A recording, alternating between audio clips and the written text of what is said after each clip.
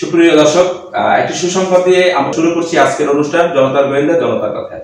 দর্শক, আমাদের সুসংবাদটা হলো যে আমরা যারা 20 মে 2025 অ্যাসেন্ডের 31 নম্বর 531 নম্বর হাউস রোড নম্বর 11-তে আমরা যারা ওখান থেকে আমাদের বের করে দিয়েছিল, আমাদেরকে টাকা পয়সা বেতন না দিয়ে কর্মকর্তা কর্মচারীরা আমরা একত্রিত হয়েছিলাম এবং প্লট প্রতারণার শিকার যারা হয়েছিলেন তারা অনেকেই ওই দিন ছিলেন।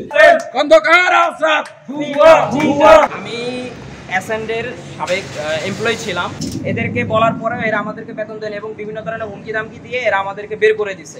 আমি 6 কাঠা জমি নিই, আমার ফ্রেন্ডও 6 কাঠা জমি নেয়। তো আমরা অ্যাডভান্স 6 লাখ টাকার মতো পেমেন্ট করছি, কিন্তু আমার জমি বুঝাই দেয় না, আমার কাগজপত্র কোনো ঠিক ঠিকানা নেই, আমার টাকাও ফেরত দিচ্ছে। এবং তখন ওইখানে বিভিন্ন সংস্থার লোকজন এসেছিলেন, এবং সেই সংস্থার লোকজন এসে তারা বলছেন যে বিষয়টা আমরা দেখব। এখন আপনার তাদের নামে একাধিক ওয়ারেন্ট বের হয়েছে, যেটি আমাদের ক্যান্টনমেন্ট থানা কর্তৃপক্ষ আমাদের নিশ্চিত করেছে যে তাদের নামে ওয়ারেন্ট ইস্যু হয়েছে। তো আমার প্রশ্ন হলো যে ওয়ারেন্ট এবং ভুক্ত এবং এই ধরনের আসামি ডিওসিসে আশ্রয় নিয়েছে বারিধারা ডিওসিস এর পরিষদকে অবশ্যই এই বিষয়ে সজাগ থাকতে হবে এবং তাদেরকে ধরিয়ে দিতে হবে। থানা কর্তৃপক্ষ নিশ্চিত করেছে ওয়ারেন্টের কথা, তাহলে থানা কর্তৃপক্ষ নিশ্চয়ই আপনাদের সাথে যোগাযোগ করেছে, তাহলে তাদেরকে অবশ্যই ধরিয়ে দিতে হবে এবং তাদেরকে আইনের আওতায় নিয়ে আসতে হবে, কারণ মানুষের সাথে তারা প্রতারণা করছেন। এবং আপনারা দেখেছেন আমি একাধিক নিউজ করেছি, সংবাদ করেছি এবং প্রত্যেকের সাথে কথা বলেছি, ভাড়া সাইনবোর্ডের সাথে কথা বলেছি এবং ওইখানকার যিনি জায়গার মালিক তার সাথে কথা বলেছি। ওনারা যেটা সাইড অফিস বানিয়েছিলেন, সেই সাইড অফিস যে ভাড়া নিয়েছে প্রতি মাসে 20,000 টাকা, তার সাথে কথা বলেছি। সবার সাথে কথা বলে প্রকৃত তথ্য আমি তুলে নিয়ে এসেছিলাম। আপনার নামটা কি? মঞ্জুর হোসেন। ওই যে ওনারা একটা সাইড অফিস ওখানে করেছে, সেই সাইড অফিসের জায়গাটা কার? আপনার জায়গা। এই জায়গাটাকে ওনারা কিনে নিয়েছে আপনার কাছ থেকে?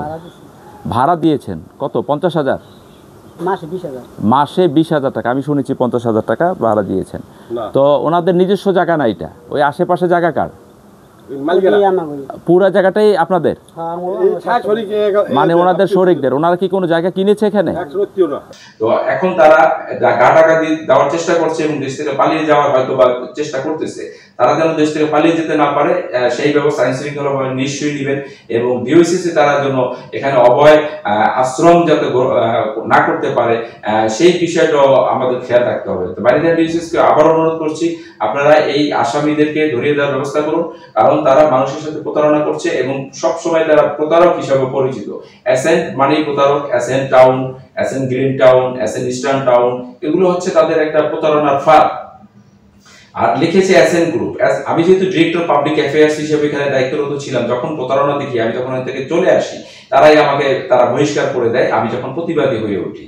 আর আমি তখন দেখেছি কিভাবে প্রতারণা তারা করে মানুষের সাথে, সেইগুলো আমার একদম বাস্তব অভিজ্ঞতা রয়েছে। অনেক প্রমাণপত্র আমার হাতে রয়েছে, যে প্রমাণপত্র আমি আইন শৃঙ্খলা বাহিনী যদি আমার কাছে সহযোগিতা চায় তাহলে আমি তাদেরকে দিতে পারবো এবং ডিএসএস পরিষদ যদি আমার কাছে চায় তাহলে তাদেরকেও দিতে পারবো। অলরেডি আমি ডিএসএস পরিষদ অ্যাপ্লিকেশনও করেছি, কিন্তু এই পলাতক আসামিদেরকে ধরার জন্য তারা কি ব্যবস্থা গ্রহণ করেছে সেটা আমি জানি না। আশা করি তারা খুব দ্রুত অ্যারেস্ট হবে এবং আইনের আশ্রয় যাবে এবং কাস্টডি হবে। প্রতারক কখনোই ভালো কিছু করবে না এবং প্রতারক সবসময় প্রতারণা করে যাবে, আমাদের মানুষের সাথে প্রতারণা করে যাবে। এই বাংলাদেশ স্বাধীন হয়েছে এই প্রতারণা করার জন্য না। দর্শক ভালো থাকবেন, যে যেখানে আছে আগামী পর্ব দেখার জন্য সবাইকে স্বাগতম জানিয়ে আজকে এই পর্যন্ত।